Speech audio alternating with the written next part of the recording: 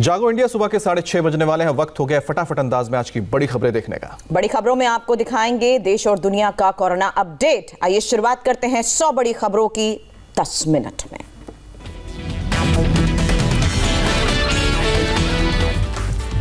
दिल्ली में मास्क नहीं पहनने पर जुर्माने की रकम बढ़ाई गई। अब 500 के बजाय 2000 का जुर्माना लगेगा। केजरीवाल सरकार का फैसला। केजरीवाल ने कहा, दिल्ली में काफी लोग नहीं पहन रहे हैं मास्क, कई बार सख्ती बरतनी पड़ती है। दिल्ली में एक दिन में 98 लोगों ने दम तोड़ा, 7546 नए केस। दिल्ली के सभी प्राइवेट हॉस्पिटल्स में 80% आईसीयू बेड कोरोना मरीजों के लिए रिजर्व। फैसले से 300-400 अतिरिक्त बेड उपलब्ध होंगे। दिल्ली के स्वास्थ्य मंत्री के मुताबिक 90 प्राइवेट अस्पतालों को दिया गया है आदेश। 50% की जगह 60% बेड कोरोना मरीजों के लिए रिजर्व रखने को कहा। गृह मंत्रालय ने छतरपुर के राधा स्वामी सत्संग व्यास के आश्रम में बने कोविड सेंटर की क्षमता बढ़ाई। 500 आइसोलेशन बेड को ऑक्सीजन बेड में बदला गया। नवंबर के अंत तक दिल्ली में एक दिन में 60,000 RT-PCR टेस्ट करने का लक्ष्य, गृह मंत्रालय ने जानकारी दी। नोएडा दिल्ली बॉर्डर पर हुए रैंडम टेस्ट में 9 लोग कोरोना पॉजिटिव। गुरुवार को बॉर्डर पर 178 लोगों का टेस्ट हुआ। सीएम केजरीवाल ने सर्वदलीय बैठक में अपील की, कहा यह राजनीति का नहीं सेवा करने का वक्त है। दिल्ली सरकार के खिलाफ बीजेपी के प्रदर्शन में शामिल हुए विजय गोयल केजरीवाल से इस्तीफे की मांग की। कोरोना और प्रदूषण रोक पाने में नाकाम रहने का भी आरोप लगाया। अहमदाबाद में नाइट कर्फ्यू की वापसी। आज रात 9 बजे से 23 नवंबर तक सुबह 6 बजे तक लागू रहेगा नाइट कर्फ्यू। केवल दूध और दवा की दुकानें खुली रहेंगी। अहमदाबाद प्रशासन ने पहले कहा था शुक्रवार रात 9 बजे से अगले आदेश तक लागू रहेगा नाइट कर्फ्यू। बाद में सफाई दी, कहा केवल 57 घंटे का नाइट कर्फ्यू होगा। गुजरात सरकार ने स्कूल और कॉलेज दोबारा खोलने का फैसला भी टाला। राज्य में 23 नवंबर से खुलने वाले थे स्कूल और कॉलेज। गुजरात में 1340 लोग कोरोना संक्रमित, 7 ने जान गंवाई। इंदौर के आनंद ज्वेलरी शोरूम के 31 कर्मचारी पॉजिटिव पाए गए। शोरूम को 7 दिन के लिए बंद किया गया।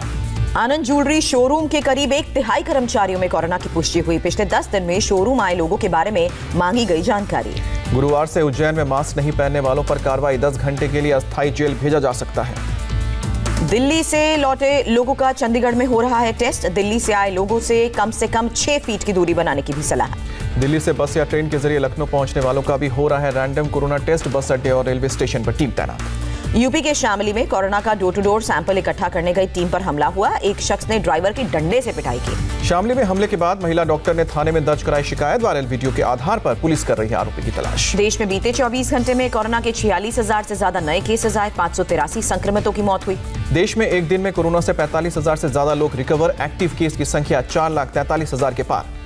महाराष्ट्र में 24 घंटे में 5,535 नए कोरोना केसेस, 154 लोगों की जान गई। यूपी में बीते 24 घंटे में कोरोना से 2,586 लोग संक्रमित हुए, 39 लोगों की जान गई है।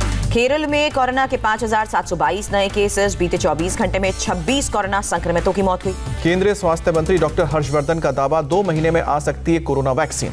हरियाणा के स्वास्थ्य मंत्री अनिल विज को आज अंबाला कैंट के हॉस्पिटल में कोरोना वैक्सीन कोवैक्सिन की डोज दी जाएगी। कोवैक्सिन के तीसरे फेज का ट्रायल आज से शुरू हो रहा है। केंद्रीय मंत्री सदानंद गौड़ा कोरोना संक्रमित हुए, खुद को किया आइसोलेट। संपर्क में आए लोगों से एहतियात बरतने की अपील। अमेरिकी राष्ट्रपति डोनाल्ड ट्रंप का ट्वीट, बहुत जल्द आ रही है कोरोना वैक्सीन। अमेरिका के निर्वाचित राष्ट्रपति जो बाइडेन ने सत्ता संभालने के बाद अमेरिका में लॉकडाउन से इनकार किया, कहा होगा इसका उल्टा असर। पाकिस्तान में हाफिज सईद को 10.5 साल की सजा सुनाई गई। संपत्ति जब्त करने का आदेश। टेरर फंडिंग मामले में अदालत ने फैसला सुनाया। अब्दुल रहमान मक्की को 6 महीने की सजा सुनाई गई। जमात उद दावा का सेकंड इन कमांड है मक्की। एनआईए ने नगरोटा के एनकाउंटर साइट का दौरा किया। एनआईए ने हमले की जांच शुरू की। नगरोटा एनकाउंटर पर बोले आर्मी चीफ MM नरवणे, कहा लाइन ऑफ कंट्रोल को पार करने वाला हर आतंकी मारा जाएगा। आतंकियों की मदद करने को लेकर भारत की पाकिस्तान को चेतावनी। विदेश मंत्रालय का बयान, घुसपैठ की साजिश में शामिल है पाकिस्तानी सेना। जम्मू कश्मीर में बड़ी साजिश नाकाम। नगरोटा टोल के पास मुठभेड़ में 4 जैश के आतंकी ढेर। टोल प्लाजा पर चेकिंग के लिए रोकते ही आतंकियों ने ग्रेनेड फेंका। आतंकियों के ट्रक में ब्लास्ट हुआ। दहशतगर्दों के पास से 11 AK-47 बरामद। हैंड ग्रेनेड और गोला बारूद भी मिला। पाकिस्तानी दवाइयां मिली। 10 किलो RDX भी बरामद। छठ पर्व के तीसरे दिन देश भर में आज अस्त होते सूर्य को अर्घ दी जाएगी। कोरोना की वजह से दिल्ली में यमुना घाट पर पूजा करने की इजाजत नहीं। मुंबई में जुहू बीच पर छठी की कोई तैयारी नहीं।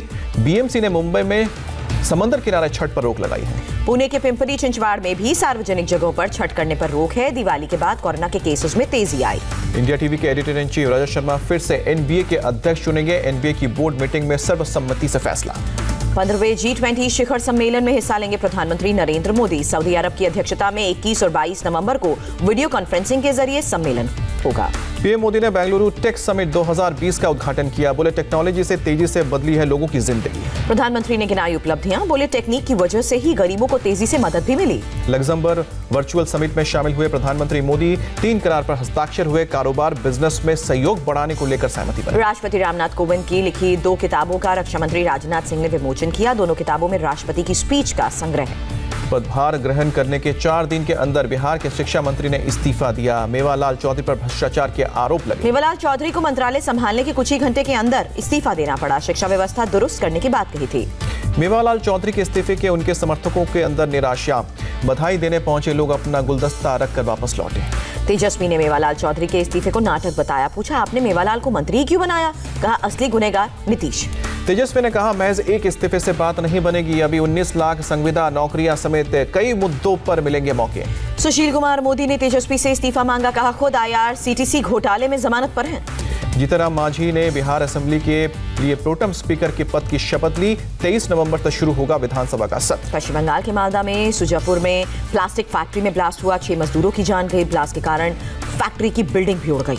पश्चिम बंगाल के राज्यपाल धनखड़ ने ब्लास्ट को दिया सियासी रंग। ममता सरकार से अवैध बम निर्माण पर रोक लगाने और निष्पक्ष जांच की मांग। पश्चिम बंगाल के कूच बिहार में भिड़े बीजेपी टीएमसी के कार्यकर्ता की हत्या के विरोध में बीजेपी ने 12 घंटे का बंद बुलाया। मुंबई के बांद्रा में कराची बेकरी के मालिक ने पेपर से ढका दुकान का नाम। शिवसेना नेता ने 15 दिन में नाम बदलने की धमकी दी थी। नितिन नंदगावकर का धमकी वाला वीडियो भी वायरल हुआ। नाम बदलकर मराठी स्वीट्स करने की चेतावनी दी। शिवसेना नेता संजय राउत ने पूरे विवाद से पल्ला झाड़ा। कहा, कराची बेकरी को नाम बदलने को कहना शिवसेना का स्टैंड नहीं। मुंबई में 60 साल से है कराची बेकरी। कांग्रेस नेता रवि राजा का बयान। कांग्रेस अकेले लड़ेगी बीएमसी का चुनाव। महाराष्ट्र सरकार ने शिवसेना और एनसीपी के साथ है कांग्रेस।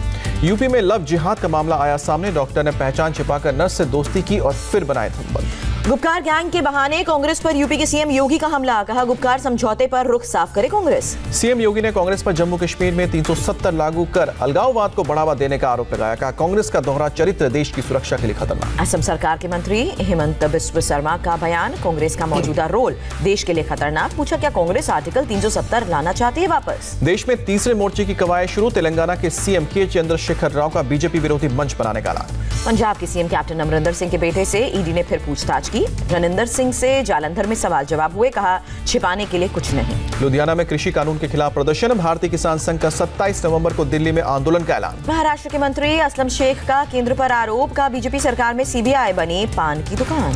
शिवपाल सिंह यादव भी अखिलेश पर पड़े नरम। का 2022 में बीजेपी को हराने के लिए अखिलेश यादव से गठबंधन करेंगे। रीता बहुगुणा जोशी और राज बब्बर समेत 9 लोगों के खिलाफ गिरफ्तारी वारंट जारी करने का कोर्ट का आदेश। 2015 में प्रदर्शन के दौरान तोड़फोड़ का मामला। एमपी के कंप्यूटर बाबा जेल से हुए रिहा। 12 दिनों बाद जेल से कंप्यूटर बाबा को रिहाई मिली। एयरफोर्स चीफ RKS भदौरिया ने वेस्टर्न एयरबेस का दौरा किया। वायुसेना की तैयारियों को लेकर 2 दिन के दौरे पर हैं। बद्रीनाथ मंदिर के कपाट बंद। वैदिक मंत्रोच्चार के साथ बंद हुआ मंदिर का कपाट। केदारनाथ मंदिर पहले ही बंद हो चुका है। राजधानी दिल्ली में गुरुवार को सीजन का सबसे ठंडा दिन रहा। न्यूनतम तापमान 9.4 डिग्री सेल्सियस दर्ज किया गया। बिहार के वैशाली में छठ घाट बनाने को लेकर 2 गुटों में झड़प। मारपीट में 1 दर्जन लोग जख्मी।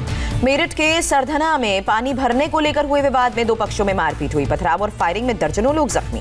लखनऊ में बर्थडे सेलिब्रेशन के दौरान हर्ष फायरिंग करने वाला युवक गिरफ्तार हुआ। अब तक 2 युवक पकड़े गए हैं। Video viral. लखनऊ में ज्ञानेंद्र प्रताप सिंह नाम के शख्स ने रोड पर जन्मदिन मनाया था। चाकू की जगह तलवार से केक काटा था। मेरठ में पूर्व विधायक गोपाल काली के खिलाफ मामला दर्ज। पटाखे बैन होने पर हवा में फायरिंग कर दिवाली मनाई थी। कानपुर के बापूपुरवा इलाके में ब्रेक फेल होने के बाद बेकाबू हुई सरकारी बस। 1 की जान गई, 3 घायल।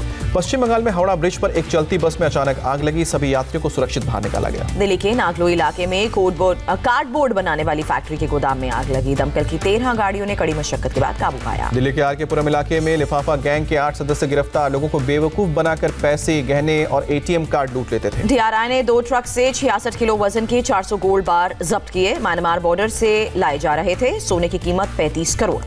राजस्थान में धौलपुर और भरतपुर के जाटों को आरक्षण देने की मांग। तमिलनाडु के त्रिची में डुप्लीकेट टीवी कारोबार का भंडाफोड़ हुआ। पुलिस ने 150 से ज्यादा डुप्लीकेट टीवी भी जब्त किए। कर्नाटक के कलबुर्गी में सोना चोर गिरफ्तार। लाख से ज्यादा के जेवर भी बरामद। हरियाणा के सिरसा में साइबर फ्रॉड करने वाले 2 गैंग का खुलासा हुआ। हिरासत में 11 लोग। गुजरात के मंगरोल के पास समंदर में मछुआरों की नाव में आग लगी। मछुआरों को दूसरे नाव से सुरक्षित बाहर निकाला गया। पाकिस्तान के कट्टर इस्लामी संगठन टीएलपी के प्रमुख हुसैन की मौत हुई। भारत को कीदड़ भभकी दी थी। काबुल दौरे पर पहुंचे पाकिस्तान के पीएम इमरान खान। अफगानिस्तान के राष्ट्रपति अब्दुल गनी से मुलाकात। अमेरिका के न्यूयॉर्क में अभिभावकों ने शुरू किया सिग्नेचर कैंपेन। स्कूल बंद करने के फैसले का विरोध। न्यूयॉर्क में नर्सों ने भी किया प्रदर्शन। पीपीई किट की कमी का आरोप लगाते हुए मार्च निकाला। इजरायली सेना ने साउथ लेबनान में बम गिराए। घुसपैठ की संदिग्ध गतिविधियों को देखते हुए कार्रवाई। आईसीसी के वर्ल्ड टेस्ट चैंपियनशिप के नियम बदलने से टीम इंडिया को झटका। रैंकिंग में नंबर 1 पर पहुंचा ऑस्ट्रेलिया। एक्टर अक्षय कुमार ने यूट्यूबर को भेजा 500 करोड़ का मानहानि का नोटिस। सुशांत केस में नाम घसीटा था। अभिनेता मनोज बाजपेयी ने अपने नाम से ट्विटर पर चलाए जा रहे फेक अकाउंट को लेकर किया आगाह। फैंस को गुमराह कर रहा था शख्स। सलमान खान और उनके परिवार के सदस्यों की कोरोना रिपोर्ट नेगेटिव आई। स्टाफ मेंबर्स पाए गए थे कोरोना पॉजिटिव।